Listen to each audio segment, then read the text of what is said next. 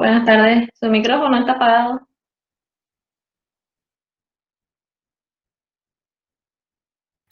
Perdón. Buenas tardes. ¿Cómo están, chicos? ¿Cómo les va? ¿Están bien? ¿Seguros?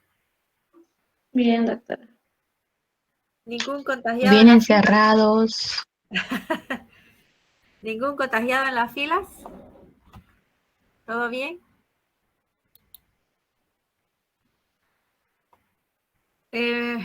¿Me confirman si pueden visualizar lo que dice la diapositiva?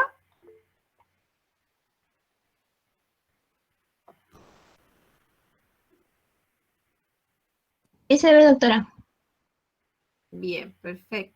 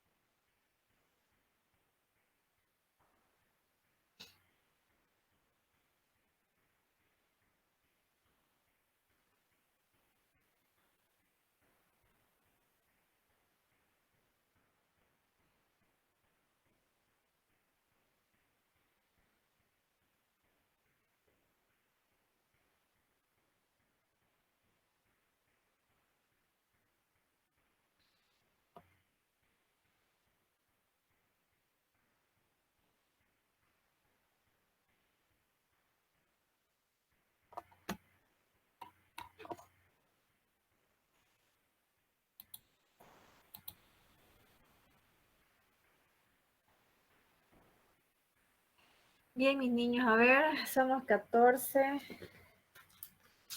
personas.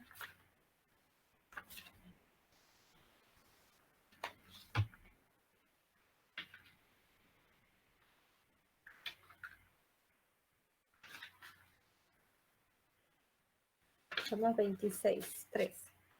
¿Sí? Conmigo somos 14. Ay, perdón, abrí una ventana además.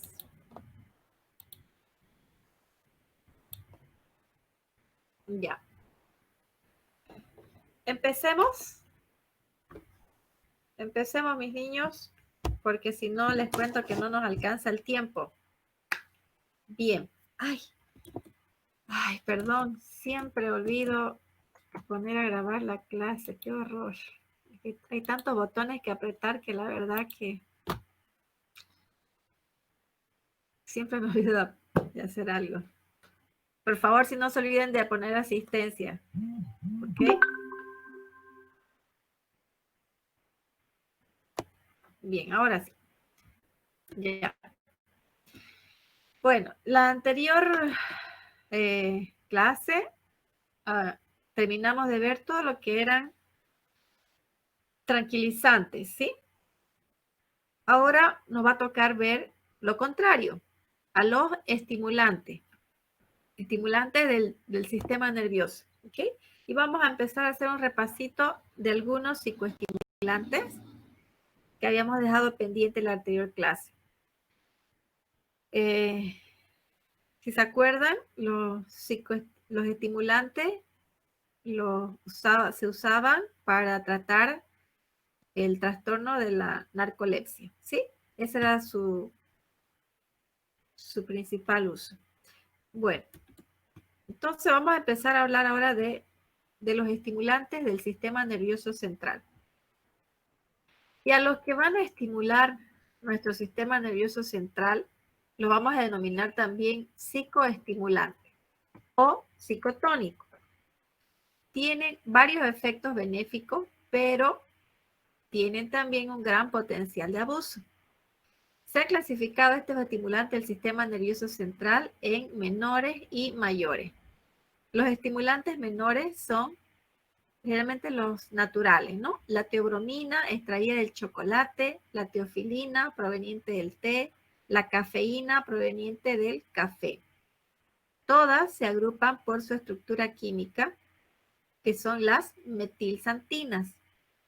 Y a los estimulantes mayores se los considera a la estricnina, las anfetaminas y sus derivados y a la cocaína. Estas sustancias provienen de plantas que se distribuyen ampliamente. Las bebidas preparadas con ellas, el café, el té, el chocolate, el guaraná, la yerba mate, son probablemente las drogas más usadas por el hombre. Parte de la razón quizá radica en la creencia, ya que antiguamente estas bebidas tenían efectos estimulantes, elevaban el ánimo y aumentaban la capacidad de trabajo. Estos psicoestimulantes, entonces, ¿qué nos van a producir? Nos aumentan el estado de vigilia, nos ayudan a combatir el sueño, producen una sensación de energía incrementada y a dosis elevadas nos llevan a estados de excitación extrema. Entre las sustancias estimulantes se pueden dividir en los naturales y químicos. Bien, entonces estos estimulantes, ¿qué van a hacer? Aumentar la actividad neuronal y por tanto eso ¿qué es lo que nos va a llevar a que haya faciliten la transmisión sináptica, es decir, de nuestros neurotransmisores, para que haya excitabilidad de las neuronas. Por lo tanto, las funciones nerviosas se ven más aumentadas y eso es lo que nos ayuda a desarrollar un mayor nivel intelectual. En cuanto a su clasificación, vamos a tener que esas drogas se pueden clasificar a las que estimulan las áreas psicosensoriales, que son las anfetaminas, no anfetaminas y las metilsantinas, las drogas que estimulan la respiración, como la niquetamida, doxapran, almitritina, y las que estimulan la médula espinal, que son las estricninas. Ahora nos vamos a dedicar a este grupo, las drogas que estimulan las áreas psicosensoriales. Y estas otras las vamos a ver la próxima semana. Bien, las drogas que estimulan nuestras áreas psicosensoriales. ¿Quiénes son? Los derivados de las metilsantinas, los compuestos piperidínicos y las aminas despertadoras. Dentro de los derivados de la metilsantina tenemos a la cafeína, teofilina, teobromina, de los compuestos piperidínicos a la ritalina y dentro de las aminas despertadoras a las anfetaminas, metanfetamina y fenfluramina. Bien, vamos a hablar de la cafeína. Para hablar de la cafeína tenemos que hablar del café. El café ya se conocía como una planta que tenía estos efectos estimulantes desde hace muchísimos años. Los árabes ya la consumían en forma de masticando las hojas y masticando su fruto. Y esas plantas poco a poco fueron, el fruto, mejor dicho, fue exportado, tanto el fruto como las hojas se exportaban para, para otros lugares y ese comercio fue lo que llevó a descubrir nuevas formas para el preparado de ese café, hasta que se conocía ya la bebida de café como tal. Este café fue muy utilizado en la época por los años 1700 en París. Ahí fue donde nació el café. Se empezaron a instalar pequeños bares, o sea, cafés, ¿no? Donde se juntaban generalmente los poetas, los pintores, y ellos sentían que cuando bebían este café se estimulaban, tenían mejor creación, les salían seguramente mejores versos, pintaran más lindos los cuadros, a tal punto que la iglesia empezó a condenar esto y decía que no era bueno el café. Ellos lo consideraban como una droga, hacía mal al cerebro y querían prohibir estos cafés. Pero en lugar de prohibir, o sea, en lugar de lograr que se cerraran, al contrario, se abrieron mucho más cafés, alrededor que eran como de 300 pasaron a ser 600 cafés solo en París. Y a raíz de esto, este escritor Goethe le pide a un amigo químico que busque a ver qué es lo que tenía el café para producir esa estimulación. Entonces, este químico que no era muy reconocido, se pone a investigar el café. Este químico apellidaba Runge, y logra aislar a la cafeína del café en 1821. A partir de eso, de la extracción de esta cafeína, muchos consideraban de que no era, o sea, que no iba a conseguir nada solo con la cafeína, porque no tenía el aroma del café, el gusto del café, o sea, la bebida del café es otra cosa, ¿no? Entonces no le dieron mucha importancia a su descubrimiento. Sin embargo, años después, en 1901, el químico japonés Satoru Kato puede fabricar el primer café soluble instantáneo. A raíz de eso, en 1938, Nestlé desarrolla el producto Nescafé. Y en 1946, el italiano Achilles Gaggia perfecciona su máquina para producir el café Nespresso. Es decir, desde que se descubre a la cafeína, se empieza a mover aparece una revolución industrial alrededor del café. Y sin embargo, fíjense que el químico que logró aislar la cafeína del café nunca fue tomado en cuenta, nunca se le pagó regalía y murió solo y pobre. Triste, ¿no? Pero miren, a raíz de lo que él descubrió, imagínense lo que gana ahora solamente Nestlé con su producto Nescafé. Bueno, valga la aclaración de decir que sí, bueno, la iglesia tenía razón, este era un estimulante y hasta el día de hoy la cafeína es el único estimulante que puede venderse sin receta. Es el único. Porque vamos a ver de todos los demás que hay, se deben prescribir con receta. Pero la cafeína es el único a nivel mundial que se puede vender sin receta. ¿Y de dónde podemos extraer café? Bueno, primero, obviamente, fue extraído de las semillas del café. Pero después con los años, los investigadores descubrieron que hay cafeína también en las hojas del té, en el cacao, en la hierba mate, en la cola y en el guaraná.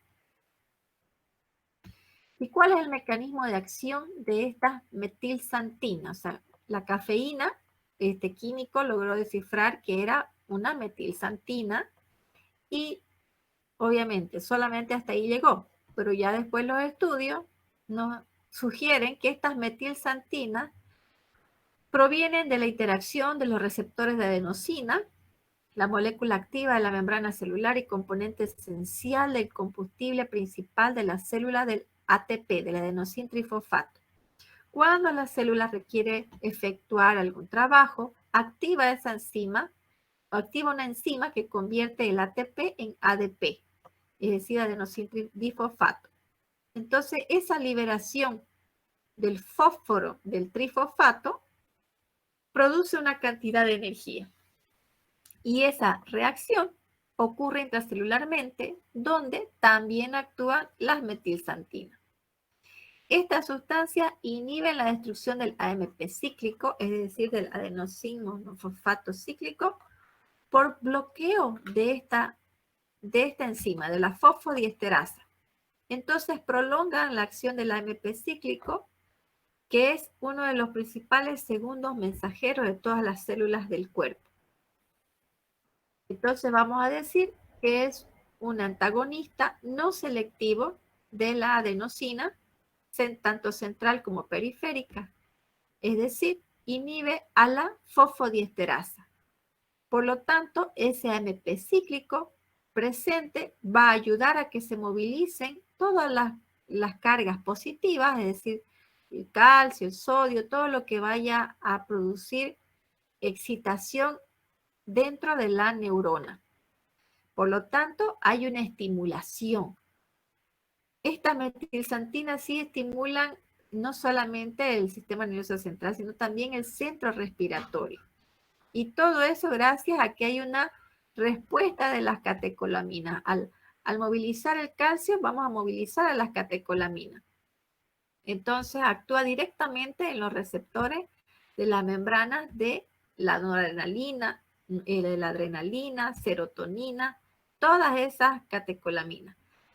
E inhiben su recaptura en las terminales nerviosas. ¿Para qué? Para que esas catecolaminas sigan produciendo efectos sobre los receptores.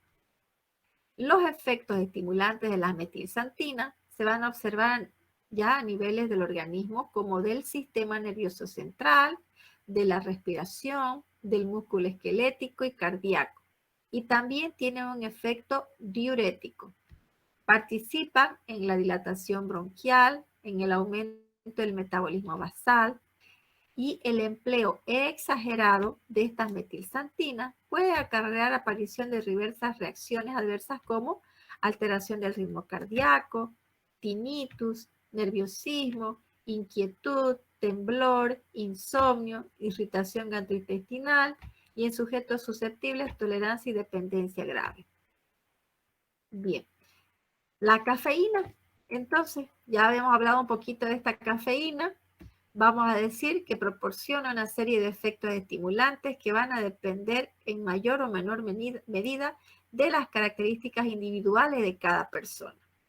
Disminuye la sensación de fatiga y somnolencia, aumenta la capacidad de procesamiento mental, aumenta el riesgo coronario y ejerce una acción vasodilatadora, estimula la secreción ácida del estómago y tiene un marcado efecto diurético. Entonces, cuando aquí dice las características individuales de cada persona, entiéndase de que hay personas que pueden tomar una sola taza de café, que generalmente una taza de café tiene 100 miligramos de cafeína. Entonces, con una taza de café están muy bien, se les pasa el sueño y pueden realizar sus actividades normales. Pero esos 100 miligramos también les pueden producir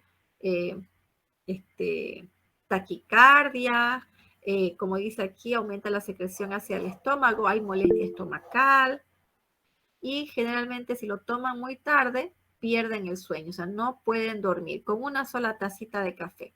Sin embargo, hay otras personas que ya van desarrollando lo que llamamos la tolerancia, que con una tacita de café no, necesitan 2, 3, 4 tazas de café al día.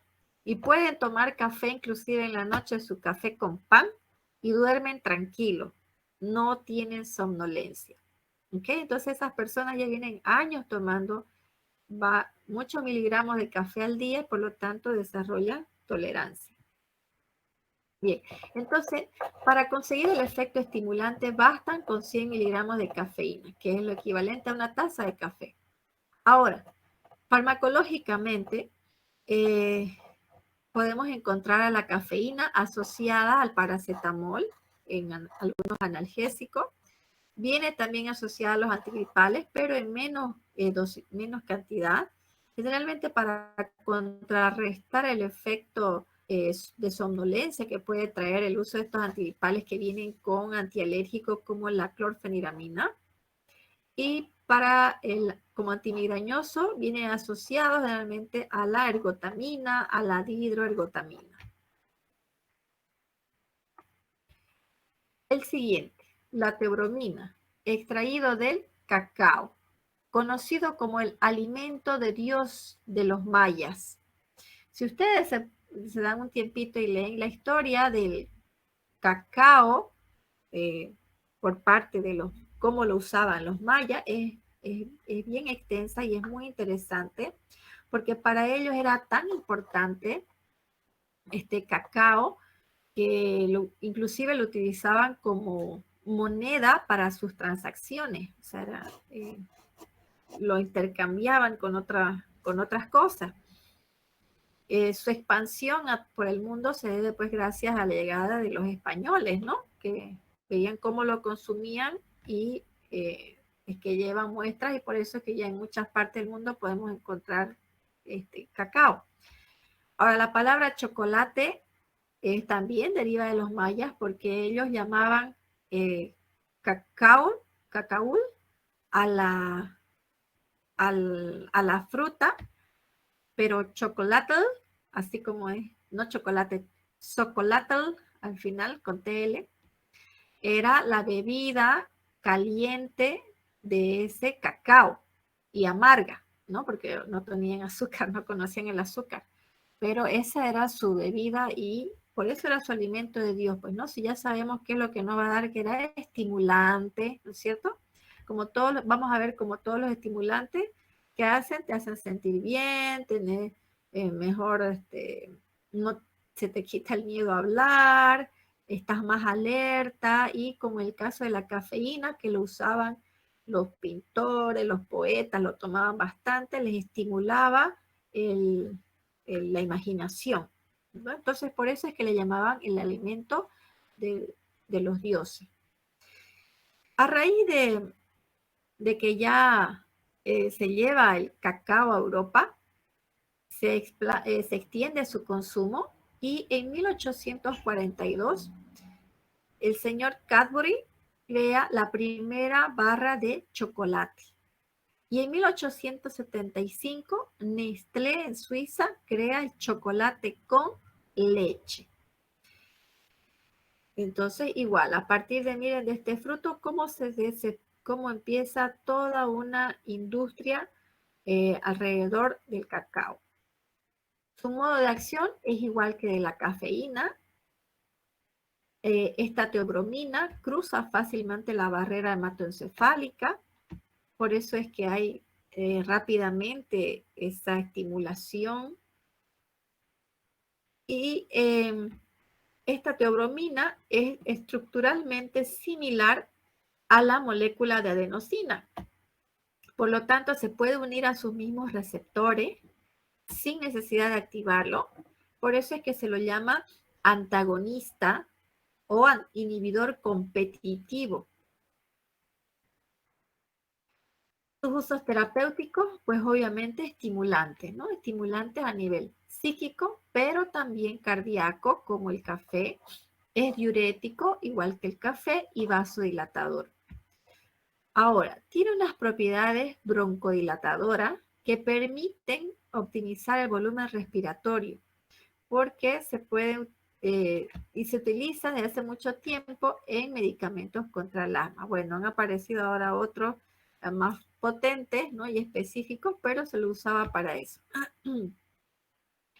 Se destaca la función de la teobromina para los deportes de larga distancia y de resistencia, así como los deportes de montaña. Se aumentan pues el gasto cardíaco y son vasodilatadores, obviamente, ¿no? Van a ser muy buenos para como estimulantes, drogas estimulantes y que no puedan alterar los exámenes que hacen a los deportistas, pues, ¿no? Entre las reacciones adversas, bueno, no se conoce alguien que se haya muerto por intoxicación con chocolate, ¿no? Pero el exceso de chocolate lo que puede traer puede ser problemas hepáticos o problemas estomacales, pero no por el chocolate en sí, sino por todos los agregados que ya viene ahora con el chocolate. Puede producir dolor de cabeza, inapetencia y alergia. Este de la inapetencia es muy interesante porque si revisan la historia, también lo utilizaban para Napoleón, para darle a sus soldaditos, y en la Segunda Guerra Mundial, todos los soldados tenían, aparte de su botella de agua, tenían su dosis de chocolate, justamente para que no les dé hambre. Bien, ahora la teofilina. Vamos a hablar de la teofilina. Se caracteriza porque también es un estimulante del sistema nervioso central y es una broncodilatadora. Naturalmente se encuentra en el té negro y en el té verde. Esta teofilina tiene el mismo mecanismo de acción que las otras dos, pero también inhibe la liberación de histamina y leucotrienos, que son los responsables de los causantes del asma.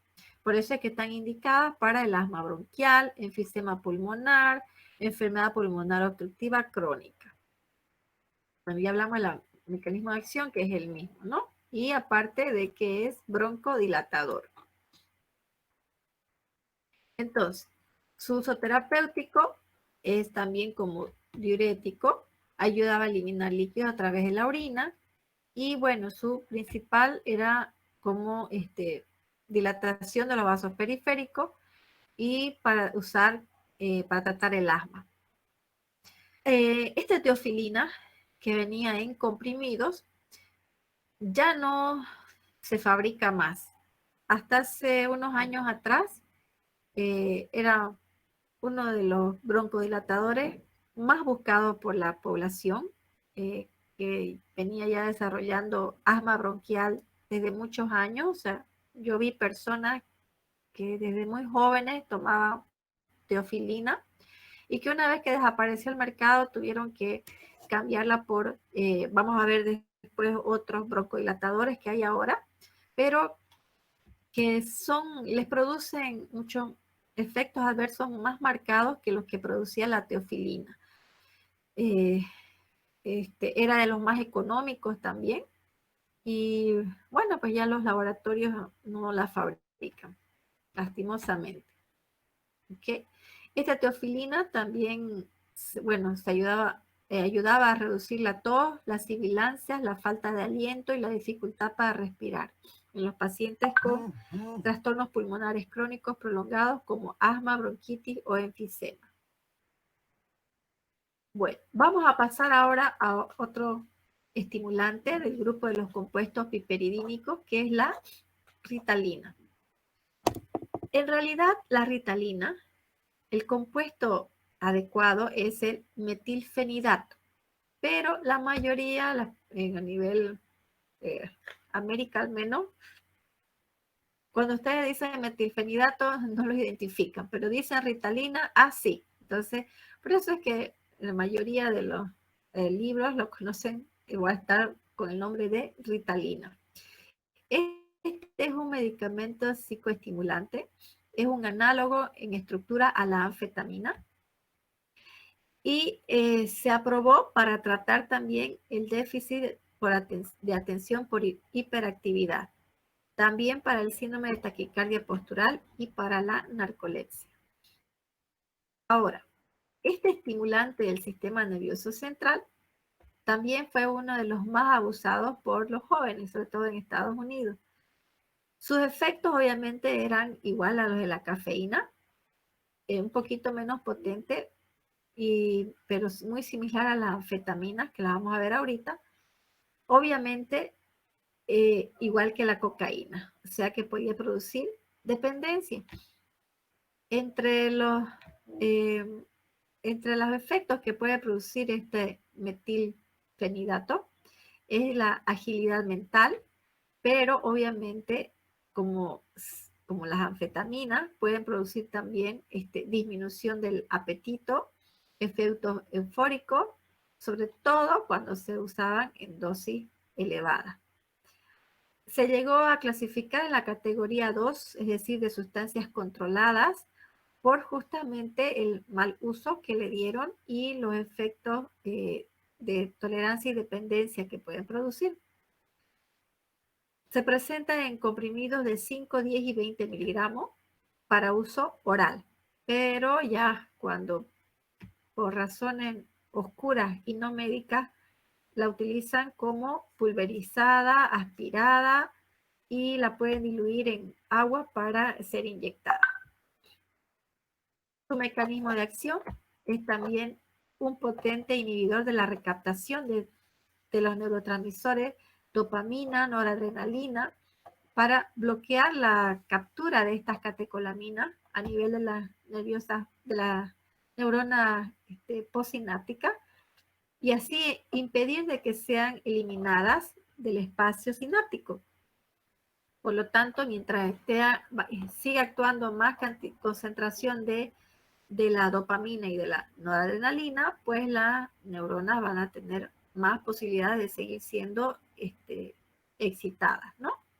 Entonces, estas son las responsables de darnos la alerta, la energía, la atención, la motivación y obviamente tiene mucho que ver con el sistema de recompensa. Y bueno, aquí tenemos incluida a otra neurotransmisor, la serotonina, que es la responsable también de que tengamos obsesiones y compulsiones. En cuanto a su farmacocinética, tiene una biodisponibilidad de 11 al 52%, una unión proteica al 30%, un metabolismo hepático al 80% y una vida media de 2 a 4 horas y una excreción por la orina. Según los efectos secundarios que nos pueden presentar a nivel del sistema cardiovascular, hay palpitaciones, taquicardia, hipertensión, arritmia, dolor en el pecho. A nivel del sistema gastrointestinal, pérdida del apetito, náuseas, dolor abdominal, vómito, sequedad de boca, mal gusto, estreñimiento y diarrea. A nivel del sistema endocrino, disfunción de la pituitaria, incluso la hormona del crecimiento y la prolactina, retraso en el crecimiento, supresión, pérdida del apetito, desequilibrio de la función sexual.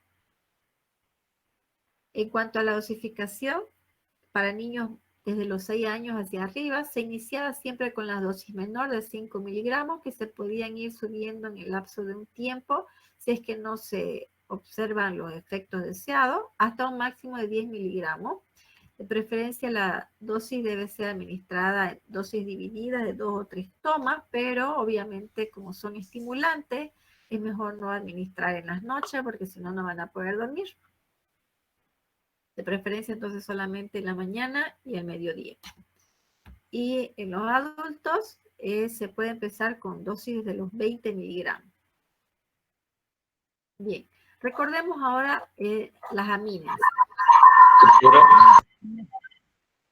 ¿Sí? ¿Me habló? Un ratito, o sea, voy a hacer una pregunta por el chat. Ah, ya.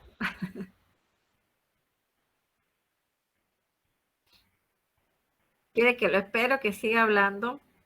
¿Puedo seguir explicando o no entendí qué es lo que quería?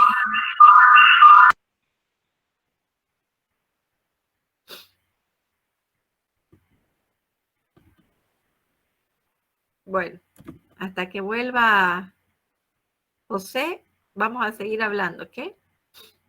Bien, las anfetaminas es un derivado químico de la efedrina. Su nombre químico es el sulfato de efedrina y es un agente adrenérgico sintético, potente estimulante del sistema nervioso central, por eso también se lo llama simpático mimético, con una estructura muy parecida a la adrenalina. Produce sensación de alerta, confianza, aumenta los niveles de energía y autoestima. Se puede ingerir, fumar, inhalar e inyectar. En 1887 se aisló la efedrina a partir de la efedra vulgaris y se usaba como dilatador de los bronquios y antihemorrágico. Fue de las primeras aminas del despertar y se suministraba a los soldados de la Segunda Guerra Mundial de forma masiva justamente para que tengan ese estado de alerta, ¿no? Y se vendían sin ningún problema, sin receta. No fue hasta recién 1960 que se empezó a regular todos estos estimulantes. ¿Se acuerdan que antes vimos, cuando vimos opioides, igual como se expendía libremente la codeína, igual, o sea, todos estos fármacos nacieron y fueron un boom, ¿no? Todos estos estimulantes, pero no se conocían muy bien todavía los efectos que producen de tolerancia y dependencia, sino fue ya a través de los años, ¿no? Y por eso es que se fue regulando su prescripción y su administración. En cuanto a los mecanismos, Si se recuerdan, habíamos visto de que tenía involucrados a varios neurotransmisores. Tenemos entre ellos a la dopamina, serotonina, adrenalina y noradrenalina. A nivel de la dopamina, ¿qué es lo que pueden producir? Pues un incremento en la liberación de dopamina, pero también un bloqueo en la recaptación de la dopamina, justamente para que tengamos más concentración de dopamina a nivel en la biofase, para que puedan seguir actuando sobre la neurona postsináptica. La noradrenalina, igual, de la misma manera. O sea, las anfetaminas facilitan la liberación de la noradrenalina y inhiben la recaptación de la misma noradrenalina, igualmente para tener bastante concentración de este neurotransmisor. Y en cuanto a la serotonina, lo que hace es inhibir la recaptación. O sea, una vez que es liberada la serotonina, las anfetaminas se unen a los transportadores de serotonina para evitar de que esta serotonina sea degradada. Es decir, para que sigamos teniendo bastante serotonina también en la biofase. Ese mecanismo de acción ha llevado a que sea utilizado principalmente como anorexígeno para tratar particularmente la obesidad. Justamente porque su acción en los centros hipotalámicos ayudaban a que controlar esa sensación del apetito. Y también por el hecho de que inhiben la recaptación de la serotonina, es lo que podemos tener un efecto euforizante. Y obviamente también hay una hiperactividad, justamente porque hay un estímulo de los receptores glutaminérgicos NMDA. ¿Se acuerdan que esto también lo habíamos visto cuando vimos opioide, ¿no ve? Entonces, ahí tienen que empezar a repasar otra vez todo lo que venimos viendo de neurotransmisores con cada grupo farmacológico que hemos conocido. Y obviamente esa estimulación nos va a aumentar el nivel de atención. Por eso es que a nivel del sistema nervioso central vamos a obtener sensación de alerta, estimulación del ánimo, aumento de la iniciativa, confianza en sí mismo, capacidad de concentración, exaltación, euforia, intensa actividad motora, disminución de la percepción del cansancio, aumento del habla, y el sujeto realiza más trabajo. Ojo, que no, esto aumenta el número de errores, es decir, puede aumentar el trabajo, puede haber aumento en la actividad motora, pero eso no quiere decir de que haya más inteligencia, ¿ok? Porque están tan excitados que hacen las cosas, pero no hay ese razonamiento lógico para evitar los errores. Tiene también un efecto analgésico y hay una estimulación en el centro respiratorio, incrementando la frecuencia y la profundidad de la respiración. Los efectos psicológicos inmediatos van a ser alerta y vigilancia constante, agresividad, sensación de autoestima aumentada y euforia. Y los efectos fisiológicos inmediatos: falta del apetito, insomnio, vértigo y aumento de la temperatura corporal. Entonces, como estos están, dijimos, son simpático-miméticos, es decir, que van a estimular el sistema simpático, pues, ¿se acuerdan que habíamos visto el simpático es el que nos pone en alerta cuando vimos ansiedad? ¿Sí? Veíamos que esos neurotransmisores son los que nos ponen en alerta, en ansiedad, con ganas de huir, de correr, de escapar, de gritar. Bueno, entonces eso aumenta pues la vasodilatación, y por eso es que hay aumento de la temperatura corporal. Vamos a ver el siguiente, la metanfetamina. Es un agente agonista adrenérgico sintético derivado de la anfetamina, muy relacionado también con la efedrina y con la adrenalina. El compuesto en su forma pura es un polvo blanco, cristalino, inodoro, de sabor amargo, muy soluble en el agua o etanol.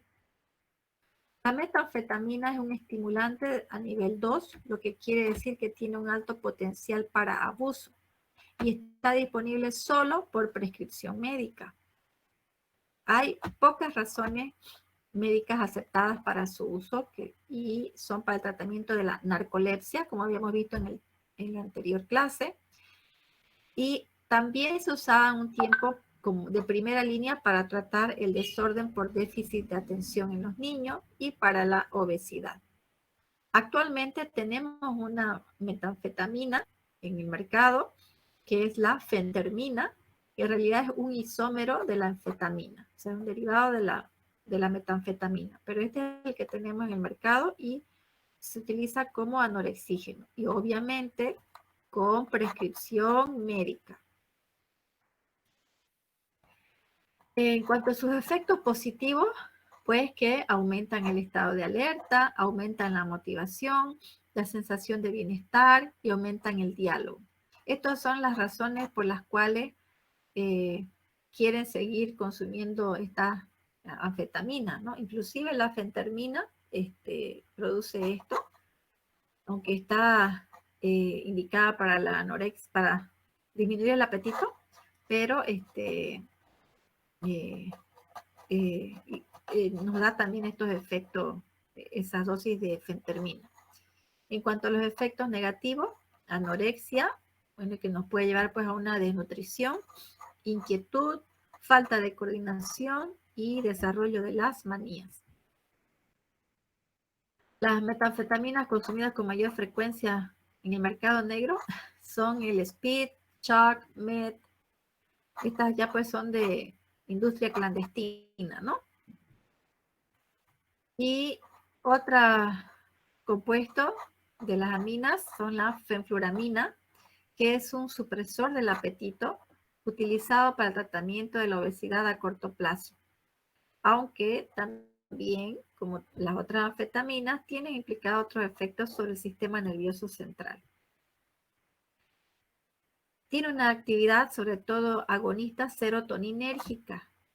En forma aguda y a bajas dosis, incrementa la salida de esa serotonina e inhibe su recaptación. O sea, vamos a tener igual mayor concentración de serotonina en la biofaz, disponible para la neurona postsináptica. A dosis altas y con su uso crónico, puede repletar la serotonina cerebral. Y eso es lo que nos puede dar ese estado súper eufórico, igual que las anteriores, el desarrollo de manía, falta de coordinación, inquietud similares a sus efectos adversos a la metanfetamina. En cuanto a sus reacciones adversas sobre el sistema nervioso central, va a haber confusión, mareo, incoordinación, cefalea, depresión, ansiedad. Sobre el sistema digestivo, constipación, dolor abdominal, náusea, sensación de hambre. Sobre el sistema cardiovascular, palpitaciones, hipotensión, hipertensión, taquicardia y pérdida del sueño. Sobre la piel van a aparecer rash, urticaria, ardor. En el sistema genitourinario, disuria, lo que nos va a llevar a una deshidratación y una descompensación del paciente. Y por tanto también hay sed, también va a haber sudoración, escalofríos, visión borrosa, movimientos de la mandíbula y cuadros de psicosis. Y obviamente son adictivas. Las sobredosis pueden aumentar la temperatura corporal, la inquietud, alucinaciones, son los cuadros de psicosis, irritabilidad, convulsiones e incluso muerte. Su uso continuo da lugar a depresiones severas como la psicosis tóxica anfetamínica, que se puede confundir con la esquizofrenia. El acné puede ser muy común, sobre todo en las mujeres, el cabello seco, trastornos en los dientes, en las encías, en las uñas. Miren cómo se va, fíjense la piel nomás, cómo desmejora mucho en estas personas que abusan durante años del consumo de las anfetaminas. El uso de la Anfetamina, dijimos, produce dependencia y tolerancia y una necesidad imperiosa de consumirla. El síndrome de abstinencia también lo vamos a ver con las anfetaminas cuando se las deja de administrar de golpe, y tiene varias fases. Tiene una fase inicial o crash que puede durar pocas horas o hasta 9 días, con cambios bruscos de humor, depresión, falta de energía, ansiedad, insomnio, deseo de consumirlas. La fase intermedia o de abstinencia va a durar de 1 a 10 semanas, donde hay fatiga, falta de energía, de motivación, de depresión. Y la fase indefinida, hay una intensa necesidad con peligro de recaídas e ideas suicidas. Bien. Y ahora, ¿cómo reaccionar cuando les llegue una persona con intoxicación por anfetamina? Las opciones que ustedes van a tener van a depender del grado de excitación de la persona. Si la persona está con signos de excitación o convulsión, pues el tratamiento va a ser con una benzodiazepina intramuscular o endovenosa. Entonces, de primera línea, el diazepam. Y se debe repetir cada 30 minutos hasta que la zona se tranquilice o quede sedadita, ¿no? Sedado. Si hay taquicardias, verapamilo endovenoso y se repite igual cada 30 minutos. Si hay cuadros de psicosis aguda, se puede administrar haloperidol como un máximo de 5 a 10 miligramos cada 6 horas. Bien, ahora, si ustedes se recuerdan cuál era el efecto adverso de estas benzodiazepinas de uso intramuscular o endovenoso, que lo habíamos repetido en la anterior clase y también lo habíamos visto cuando vimos el uso de las benzodiazepinas como inductores anestésicos. ¿Cuál era ese efecto adverso por el cual había que vigilar al paciente cuando se administraban benzodiazepinas endovenosas? ¿Alguien me puede responder? ¿O no se acuerdan? ¿No se acuerdan, chicos? Como si se estuviese ahogando. ¿Como si tuviese qué, perdón? Por ahí va. A ver, ¿qué dijo? Una Sin falta miedo. de respiración, digamos que... Exacto. Eso, depresión respiratoria se llama. ¿Ok? Ese es el efecto adverso. Entonces, igual el verapamilo puede producir eso. Por eso es que hay que monitorizar al paciente. ¿Ok? Entonces hay que tenerlo bajo vigilancia cardiorrespiratoria y monitorizando la función cardíaca y su estado hemodinámico. ¿Ok? Justamente porque son sus efectos adversos. Este verapamilo igual lo vamos a llegar a conocer en la próxima clase porque vamos a ver, esta es después, vamos a ver fármacos para el cardíaco y ahí lo vamos a conocer en profundidad. A ver, perdón, me estoy volviendo. Ya. Entonces, ¿quiénes está contraindicado? Se debe administrar con prudencia en pacientes con hipertensión arterial. No se debe usar en enfermedades cardiovasculares. No se recomienda el uso de la fenfluramina durante el embarazo ni la lactancia. Con mucha precaución diabético y está contraindicado en los pacientes depresivos. Lógico, pues, ¿no? Causan cuadros psicóticos, no le vamos a dar a un paciente un cuadro depresivo y peor un esquizofrénico. Bien, las dosis generalmente se empieza por 20 miligramos, obviamente una vez al día, y se puede alcanzar hasta 40 miligramos, pero no exceder más de 120 al día. Ahora, como anorexígeno, son muy buenos, eficaces, pero el problema, por eso es que también están, otra de las causas por las que son expendidos bajo receta, es que las mujeres creen que tomando con cada comida van a adelgazar más rápido. Entonces ese es el error. Realmente se debe tomar una vez al día antes de una media hora o antes de su almuerzo. Y el médico tiene que evaluar el grado de obesidad y las condiciones del paciente para ver si le da también una segunda toma en el día, ¿no? Pero al ser anfetamina ya sabemos que quitan el sueño, pues, ¿no? Que van a tener insomnio. Entonces, tienen que evaluar todos esos aspectos. Pero ese es el valor de hablar con su paciente, indicarle las razones por las cuales no debe abusar del fármaco, tomar solamente una vez al día justamente para que no tengan dependencia, no tengan insomnio, no sufran de alteraciones cardiorrespiratorias, ¿no? Entonces, el valor de su interacción con el paciente es también ese valor agregado de su profesión. Porque si lo utilizan como anorexígeno, obviamente la pastilla sola no va a hacer todo el trabajo, ¿no? Tiene que ir acompañado una dieta, una actividad física y tal vez alguna terapia por ahí psicológica, tal vez están deprimidos, ¿no? Comen por depresión, bueno, tantos factores puede ser. Entonces, en cuanto a los fármacos, esa es lo que ustedes deben conocer para poder hablar bien con su paciente. Bien, ahora vamos a pasar a los otros estimulantes que no son anfetamina. Y tenemos a la cocaína. Si bien no son químicamente anfetamina, pero igual trabajan con los mismos neurotransmisores. En este caso, la cocaína inhibe la recaptación de noradrenalina, dopamina y serotonina a nivel del sistema nervioso central. Es un antagonista competitivo de los receptores M2 en el corazón y el cerebro e incrementa los niveles de la acetilcolina.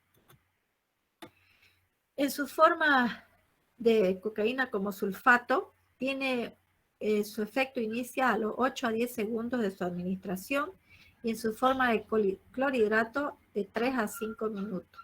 Sus efectos pueden variar la duración entre 10 a 20 minutos hasta una hora. Obviamente va a depender de la cantidad que sea administrada. Y la administración puede ser por inhalación o endovenosa. Hay formas asociadas de cocaína con otros estimulantes como la heroína y con la morfina, que ya recibe cada uno su nombre de bautizo, digámosle así, como Speedball, Wizard y Dios sabe cuántas más se están inventando ahora en el mundo clandestino. En cuanto a su farmacocinética, es metabolizada por las colinesterasas hepáticas y plasmáticas a metabolitos hidrosolubles que se eliminan por la orina, dando lugar a la benzilcognina y el metilester de cognina, que son estos metabolitos son los que se buscan en la orina cuando se hacen los exámenes antidoping. La vida media es de 40 a 90 minutos. En cuanto a su toxicidad aguda, tenemos que a nivel renal pueden producir vasoconstricción, necrosis tubular, a nivel pulmonar, hemorragia alveolar, bronquiolitis, hipertensión pulmonar. A nivel de gastrointestinal, isquemia mesentérica y úlcera gástrica. Y a nivel cardiovascular, angina, infarto de miocardio y arritmia cardíaca. Otro fármaco que fue utilizado un tiempo atrás, pero ahora ya no, al menos aquí en Bolivia no hay, no sé si en Brasil habrá, es la pemolina. Es una oxazolidina, estimulante del sistema nervioso central, con acciones muy similares a la anfetamina. Su absorción es vía oral, con una vida media de 8 horas, se une un 50% a las proteínas plasmáticas, se metaboliza en el hígado, tiene una excreción renal de un 50% como droga inalterada, un 75% de la droga secreta dentro de las 24 horas. Sus efectos adversos a nivel central, insomnio, movimientos disquinéticos, irritabilidad, fatiga, depresión moderada, vértigo, dolor de cabeza, somnolencia, alucinaciones, convulsiones, síndrome de Tourette, función oculomotora normal, gastrointestinales, anorexia, dolor abdominal, náusea, hematológico, anemia plástica, A nivel hepático, aumenta los niveles de enzimas hepáticas, falla hepática y nivel de piel, rash. Entonces, muchos efectos adversos para ser utilizado como un estimulante no anfetamínico. No se considera ya ahora como un tratamiento de primera elección para el trastorno de déficit de atención con hiperactividad. Generalmente en los niños se usaba eso. Entonces ya no se lo usa, además de que había muchos estudios que indicaban que podían producir una insuficiencia hepática grave. Y el último, el modafinilo. Este, que ya lo habíamos visto, también hablamos de detalle en la anterior clase. Recordemos que fue el único aprobado por la FDA para tratar la narcolepsia. Es un agonista de los receptores alfa-adrenérgicos e inhibe la recaptación de la dopamina. Este neuroestimulante con propiedades eurológicas era el indicado para tratar la somnolencia excesiva diurna asociada con narcolepsia, somnolencia excesiva diurna asociada con la apnea obstructiva del sueño, otro trastorno del sueño que ya habíamos visto, y para el desorden del sueño por los cambios de turno.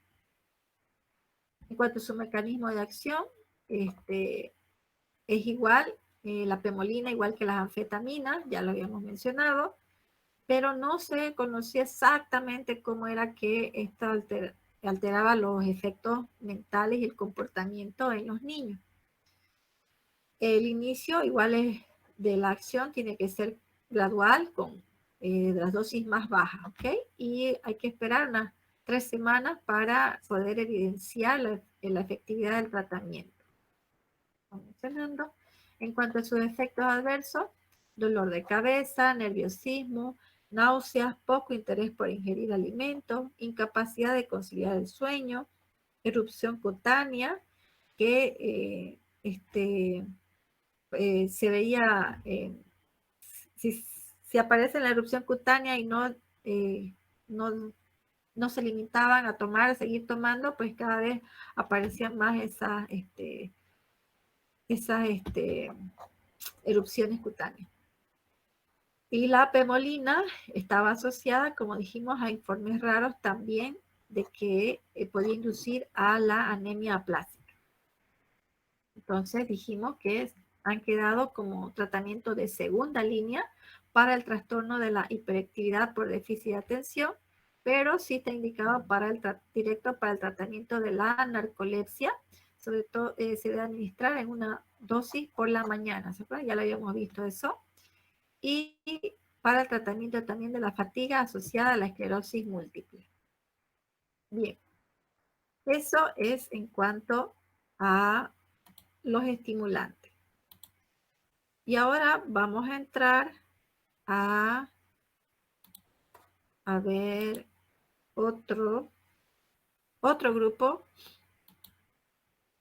de fármacos. Pero quisiera saber si tienen alguna duda hasta aquí, porque vamos a ingresar a ver otra.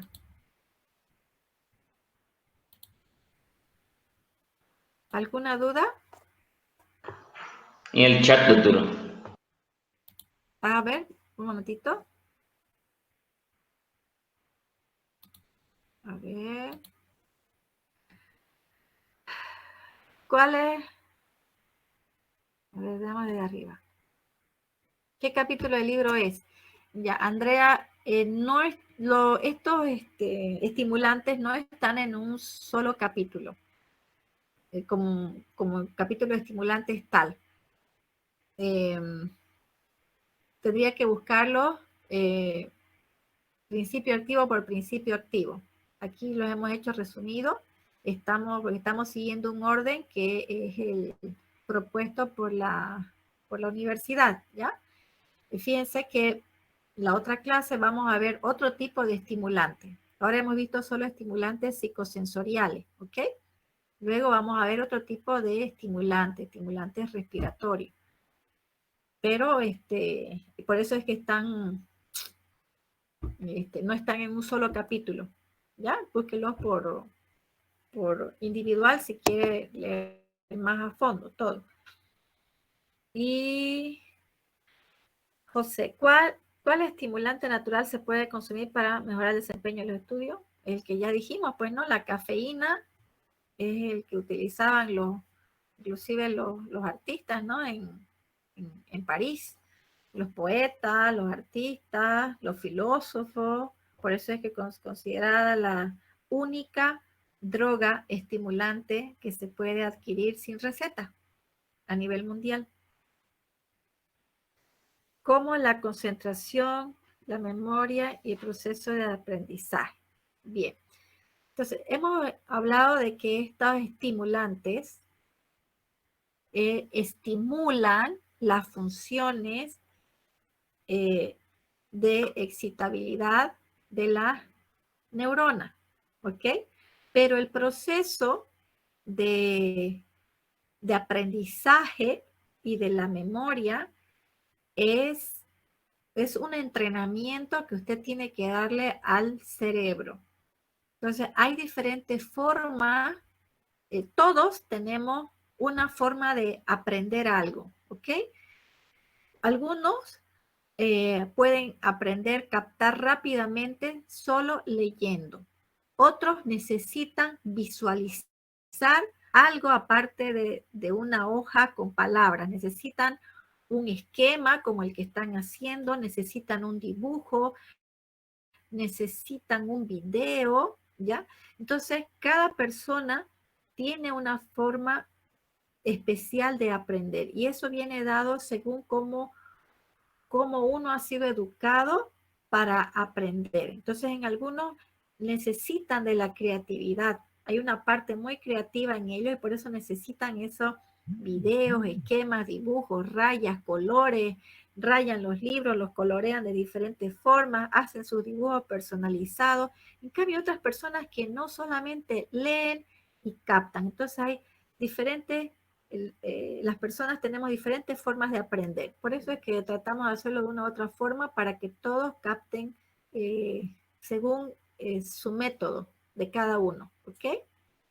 Entonces, que quede claro que un estimulante no te garantiza de que vas a aprender mejor. No, te va a estimular, tu cerebro va a estar más listo para poder recepcionar lo que vos le vayas a dar, pero vos tenés que buscar tu método, cómo te queda afianzado ese conocimiento. ¿Será leyendo? ¿Será dibujando? ¿Será viendo un video? ¿Será hablando tal vez con otra persona? Eso también es otra forma de aprender. ¿Y qué es el rash? Alergia. Alergia general en todo el cuerpo. Ahí está, erupción cutánea, le está respondiendo Luca. Bien. Ok. ¿Alguna otra pregunta hasta aquí? ¿No? ¿No, chicos? ¿Seguimos? Bueno, seguimos. Ya. Confírmenme si pueden ver este video y qué dice.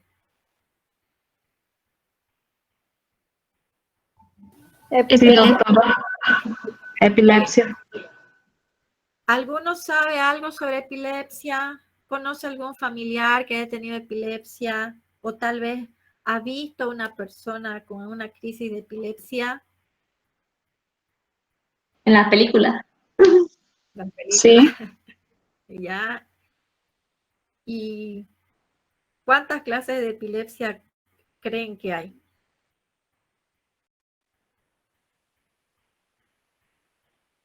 ¿Una?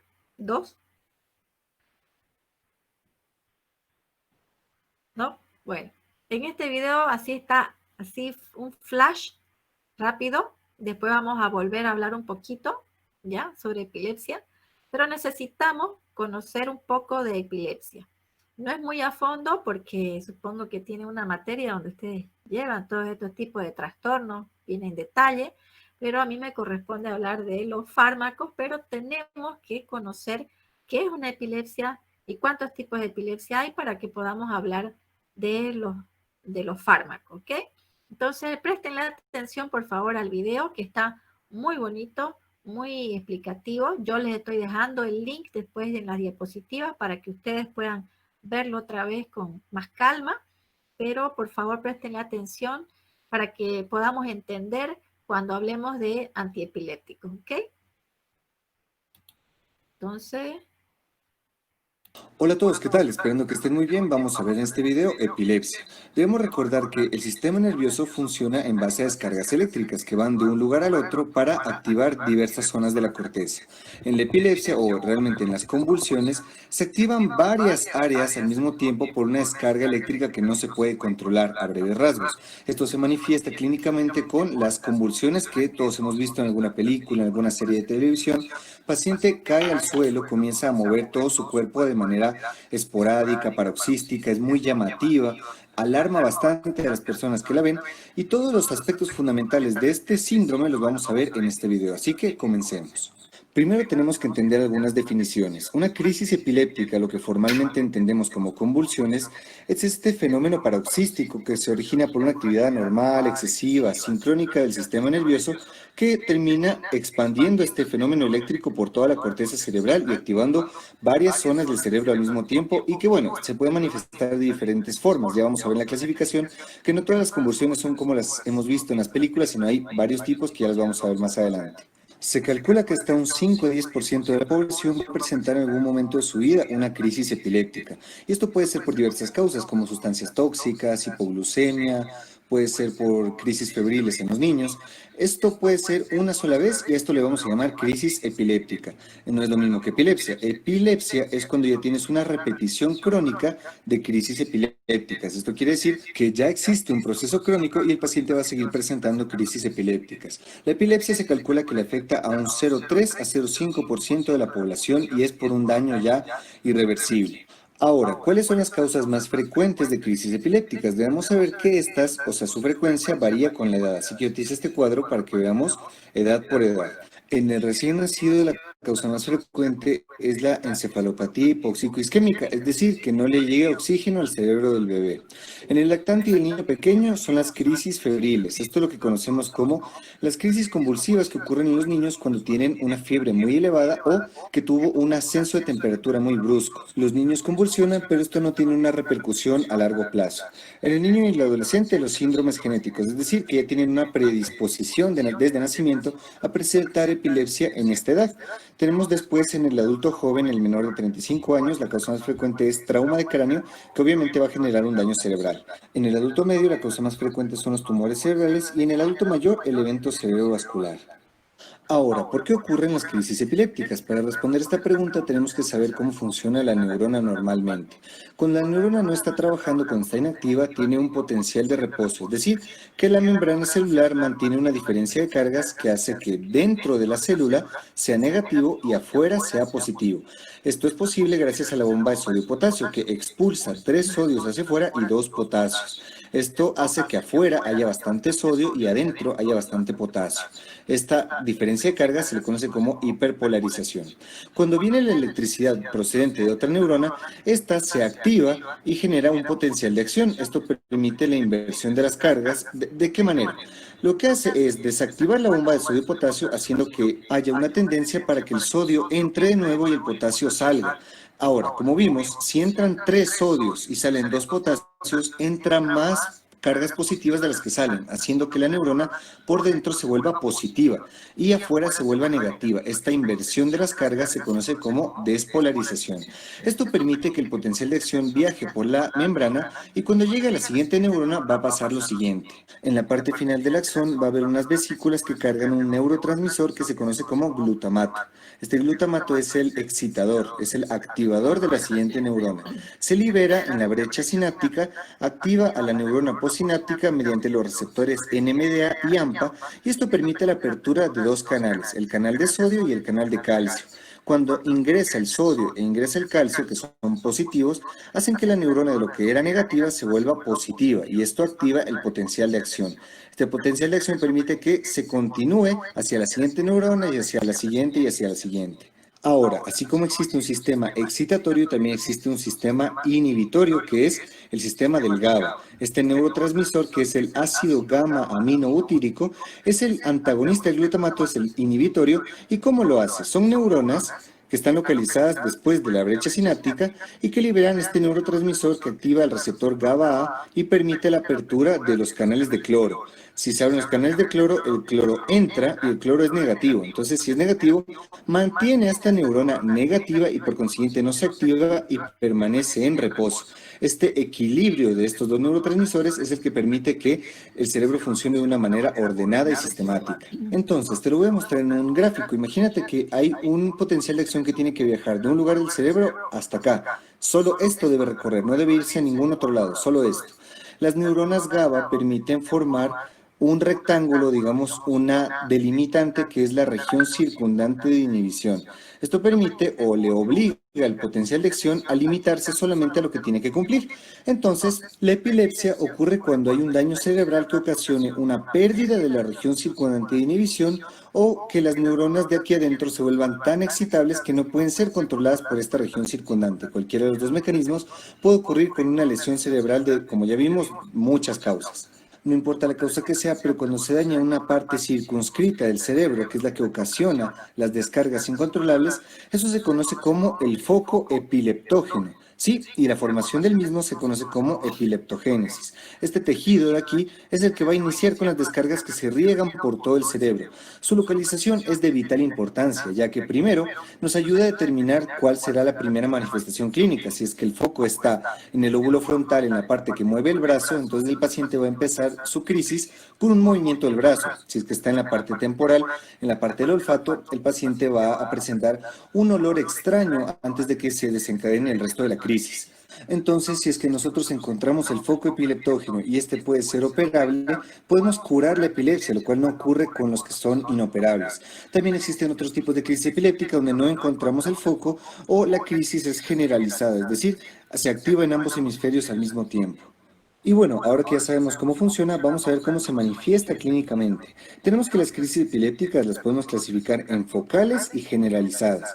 Focales son todas aquellas que tienen un foco epileptógeno identificable y las generalizadas son las que aparecen en ambos hemisferios al mismo tiempo. Las crisis focales a su vez se pueden clasificar entre simples y complejas. ¿Qué las diferencia?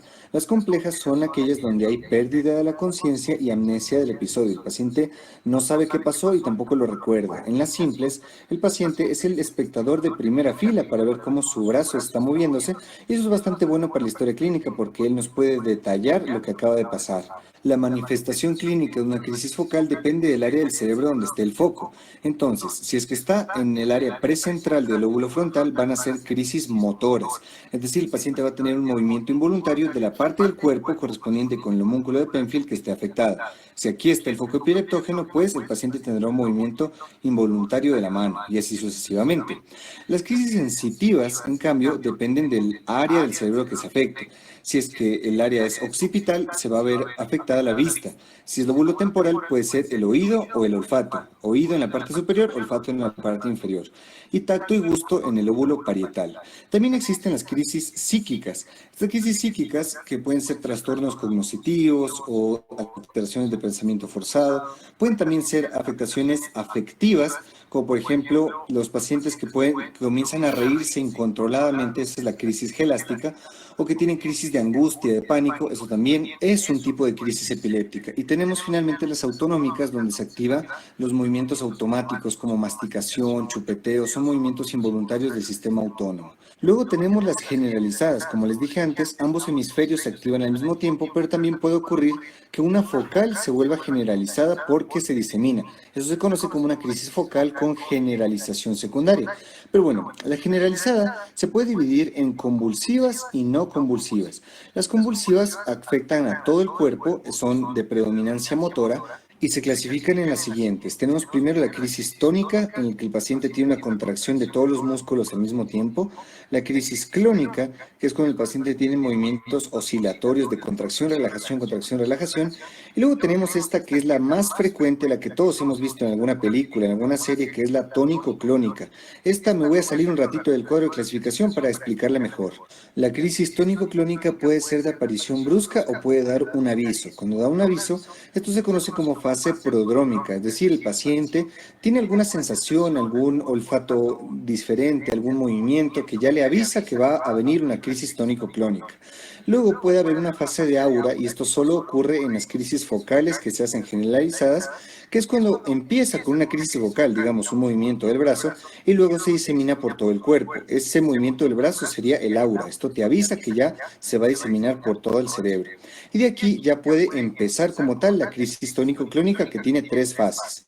Primero viene una fase tónica que dura de 5 a 10 segundos y que se caracteriza por la activación, es decir, aquí predomina el glutamato, hay la activación de todos los músculos. Como todos se contraen al mismo tiempo, el paciente pierde el equilibrio y cae al suelo, ¿verdad? Esto es lo primero que pasa. A veces, la contracción de los músculos respiratorios puede ser tan brusca que el paciente grita antes de caer al suelo, y esto se conoce como el grito ictal. Esto también, en esta fase tónica, se activa o se aumenta el tono del sistema simpático. Esto se va a manifestar como un aumento de la presión arterial, aumento de la frecuencia cardíaca. También puede haber midriasis, ¿sí? Como el paciente no puede respirar durante esta fase tónica, puede generar un poco de cianosis que se puede ver de predominio central. Y después de la fase tónica viene la fase clónica. En esta fase se activa el sistema inhibitorio GABA, que comienza a pelear con el sistema de glutamato. Aquí va a haber una pelea de contracción, relajación, contracción, relajación. Esto es lo que nosotros evidenciamos en el paciente que está temblando, que se está sacudiendo con bastante violencia. Esto es porque se están peleando el sistema que inhibe y el sistema que excita, hasta que con el pasar del tiempo se comienza a agotar los neurotransmisores y el paciente como que comienza a hacer movimientos menos oscilantes, menos bruscos, comienza a detenerse, cuando se detiene por completo. Cuando se detiene por completo, hay un aumento del tono parasimpático. Entonces, esto genera que haya una relajación de los esfínteres y en ese momento el paciente tiene una incontinencia urinaria y fecal. El paciente está ahí, ya dejó de moverse y se orina ahí donde quedó acostado. Después, el paciente, cuando ya pasaron estas 2 fases, entra en una fase post-ictal, o sea, después de la convulsión. En esta fase, el paciente puede durar de 30 minutos a 1 hora inconsciente. El paciente está dormido. Cuando despierta, el paciente no recuerda lo que pasó, tiene una amnesia del episodio. El paciente puede presentar una cefalea, una pequeña afasia que se resuelve sola, y también puede haber un fenómeno conocido como la parálisis de Todd, que es una hemiparesia que tiene el paciente que se manifiesta solamente en esta fase y se resuelve sola. Así que si un paciente convulsionó y luego no puede mover la mitad de su cuerpo, no alarmes al paciente. Recuerda que esta parálisis de Todd es transitoria, ¿de acuerdo? Bien, ahora, ¿qué pasaría si tú presencias en vivo e indirecto una crisis tónico-clónica? Creo que esto es muy probable que te pueda pasar, así que lo que tú tienes que hacer es, el paciente ya cae al suelo, ¿verdad? Lo que tienes que hacer es colocar al paciente en esta posición utilizando brazo y pierna de un mismo lado, el uno para sostener la cabeza, giras al paciente, pones la pierna del mismo lado doblada para que tanto brazo como pierna hagan una sustentación del cuerpo de manera lateral.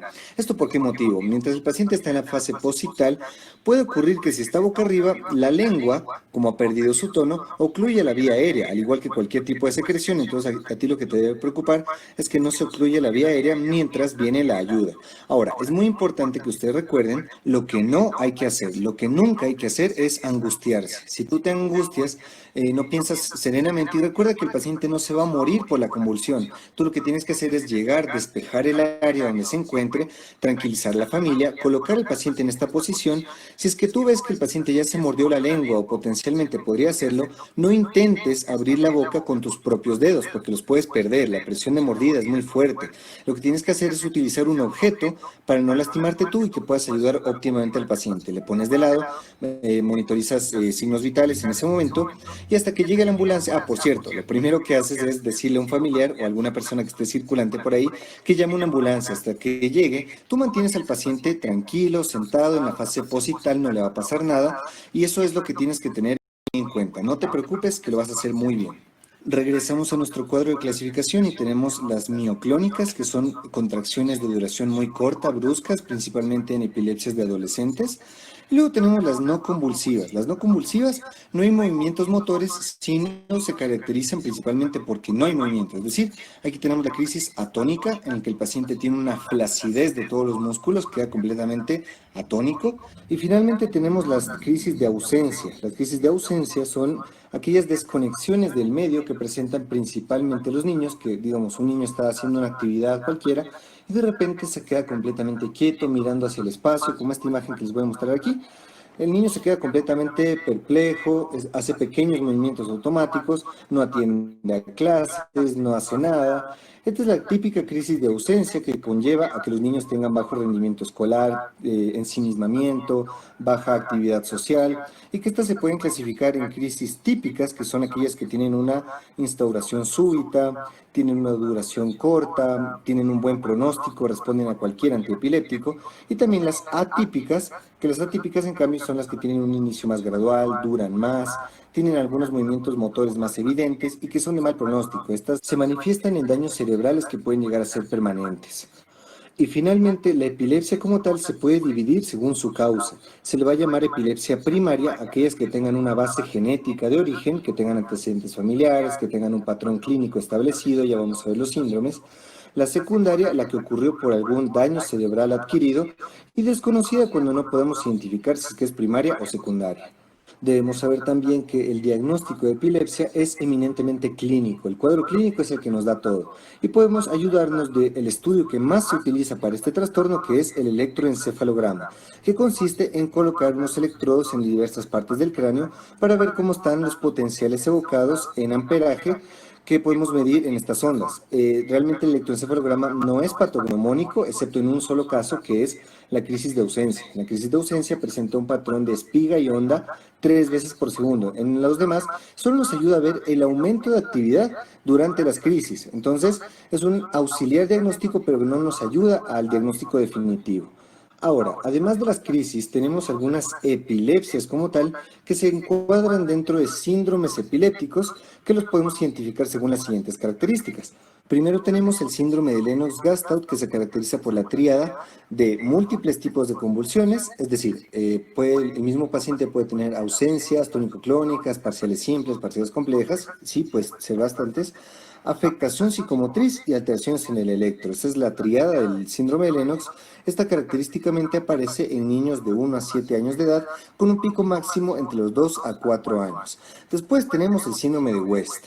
Este se caracteriza por aparecer en edades más tempranas. Este aparece en el primer año de vida y también tiene una tríada. Esta tríada es, primero, espasmos infantiles, o sea, paciente hace contracciones musculares breves de 1 a 3 segundos que son en salvas, de predominio flexor. Tiene, segundo, detención en el desarrollo psicomotor, y tercero, ipsarritmia intercrítica, es decir, un patrón específico en el electroencefalograma que es definitoria de este síndrome de West. Después tenemos la epilepsia mioclónica juvenil o síndrome de Hans. Esta es típica de los adolescentes y que esta precipita sus crisis con la privación del sueño, con el consumo de alcohol. Entonces, esta es típica del adolescente que, bueno, que ya tiene este trastorno, se va de fiesta, bebe la noche anterior y al despertarse presenta unas crisis mioclónicas de predominio de miembros superiores. Esto es lo característico del síndrome. Sin embargo, también puede presentar otros tipos de crisis como tónico-clónicas y también de ausencia. Este es un síndrome bastante benigno porque responde muy bien a los antiepilépticos. También tenemos la epilepsia benigna infantil, que esta aparece a lo largo de los primeros 18 meses, esta cede espontáneamente después de los 14 años, tiene muy buen pronóstico. Y finalmente tenemos la esclerosis temporal mesial. Este se caracteriza por la formación de una esclerosis en la parte medial del lóbulo temporal, en la parte del hipocampo y giro dentado. Esto se puede evidenciar en una resonancia magnética y es ayuda para el diagnóstico. Este es un síndrome muy característico porque presenta crisis tónico-clónicas generalizadas o también parciales complejas que se anteceden de una característica aura epigástrica. Esto quiere decir que hay una molestia en el epigastrio que va ascendiendo hacia el cuello. También puede haber otros tipos de auras como olfatorias, gustativas, psíquicas, que anteceden a este tipo de convulsiones. Afortunadamente, como aquí tenemos un foco que podemos identificar, esta se la puede curar definitivamente haciendo una cirugía que consiste en una amígdalo-hipocampectomía en el lado que esté afectado. También tenemos algunos casos especiales como son las pseudocrisis y las crisis facticias. Las pseudocrisis son crisis epilépticas que son simuladas por el cerebro porque el paciente eventualmente tuvo un recuerdo o vio cómo son unas crisis epilépticas y su cerebro lo simula sin que él lo sepa. Es decir, él no está fingiendo, él está sufriendo una crisis, pero es porque tiene un problema psiquiátrico de base que le hace fingir esta situación. En cambio, la crisis facticia es cuando el paciente deliberadamente, a propósito, finge una crisis con el fin de obtener beneficios o atención médica. Estas las podemos diferenciar fácilmente de la epilepsia verdadera porque en estas son de mayor duración, son asimétricas, se nota el esfuerzo voluntario del paciente. Si tú intentas abrirle los ojos, el paciente los cierra a propósito, cosa que no pasa en la epilepsia verdadera. Y si tienes dudas, puedes pedir los niveles de prolactina. La prolactina está elevada en la epilepsia verdadera y no lo está en este tipo de trastornos.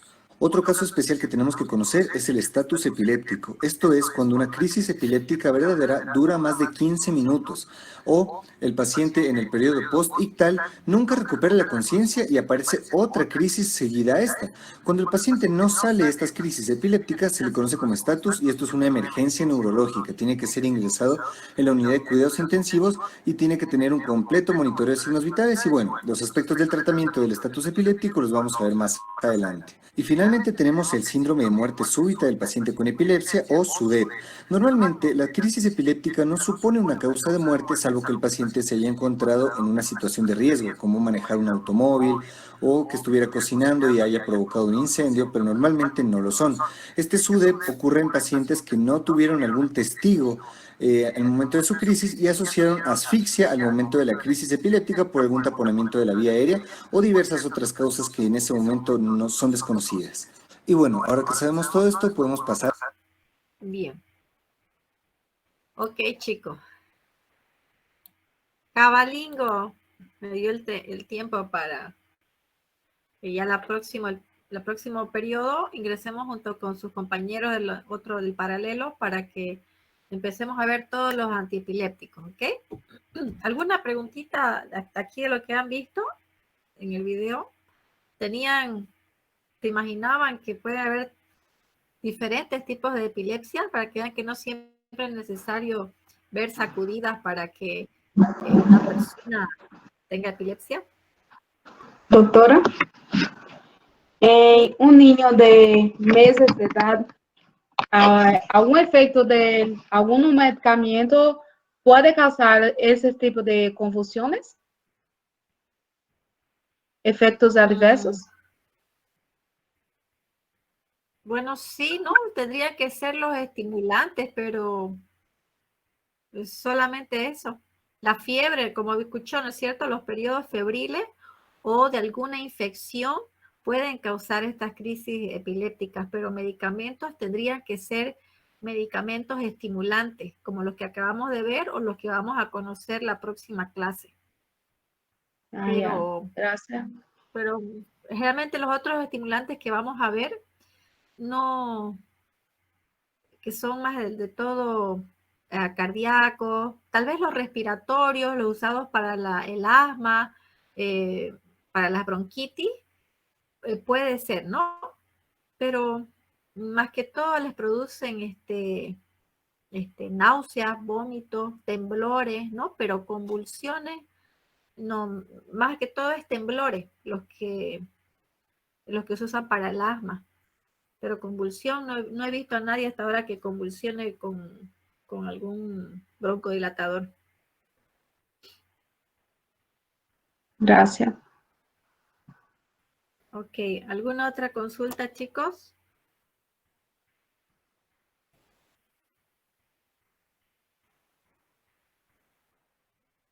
¿Cómo estuvieron los trabajos? ¿Perdón? ¿Cómo estuvieron los trabajos? Me preguntó. Sí. Estaban bien, les cuento. Estaban bien y de ahí tienen que ir estudiando, ¿no? ¿Han visto que son hartos? ¿Eran hartos o no eran muchos los fármacos? Son muchos. Son muchos, ¿no? Y hoy día vamos a conocer a otro grupito también. Y la próxima clase también vamos a conocer a otro grupo. Por eso es muy importante que hagan sus mapitas mentales. ¿Ya? Háganlo ahora. Háganlo, por favor, niños queridos.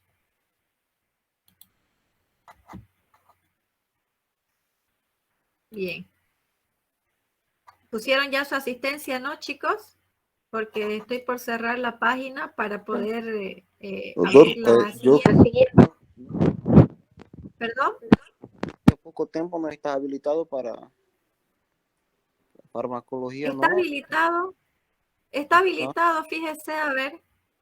Ya le di ahorita control F5 por si acaso. El grupo de prácticas. Ah, sí. Sí, el C2. Y dentro de 10 minutos activo el C para todo. Está bien, voy a hacer acá. Gracias. Ok. Muy bien. Ok, tienen 5 minutos para ir a hacer pipí, tomar agua y alístense con su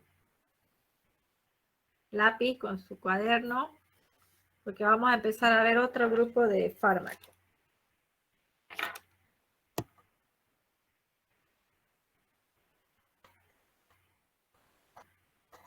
¿Pudieron marcar su asistencia? ¿Quién era? ¿Quién era el que estaba aquí?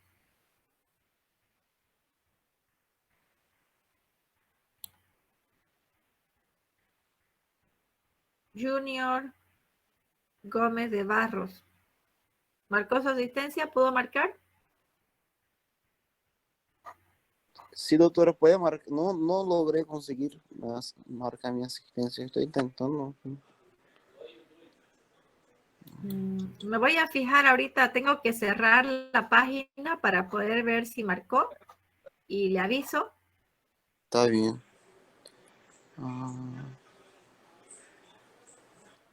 No logré. Sí.